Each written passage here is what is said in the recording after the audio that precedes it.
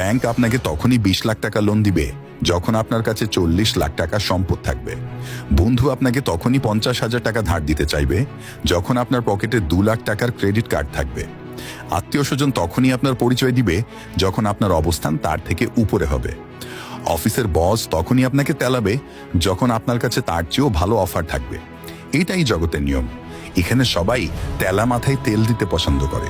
কেউ আপনার খোঁজ নেবে না যতক্ষণ না আপনার অবস্থান তাদের থেকে উপরে অথবা সমমানের হবে।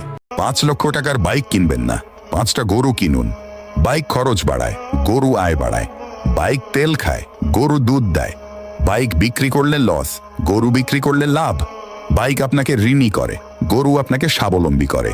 বুদ্ধিমান মানুষ বিনিয়োগ করে, আবেগী মানুষ খরচ করে। আর হ্যাঁ, ফালতু ভিডিও দেখার চেয়ে আমাকে ফলো করুন, সবসময় নতুন কিছু শেখাবো। বাড়ি কিনবেন, চুপ থাকুন। গাড়ি কিনবেন, চুপ থাকুন। আপনার কাছে টাকা আছে, চুপ থাকুন।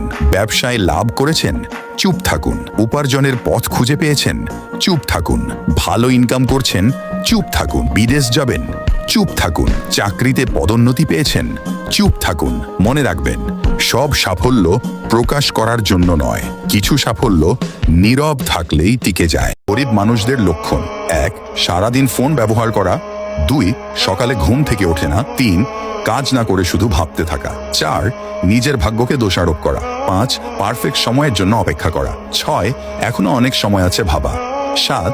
গরিব না থাকতে চাইলে এগুলো বাদ দিয়ে আমাকে ফলো করুন, সর্বদা সঠিক পথ দেখা।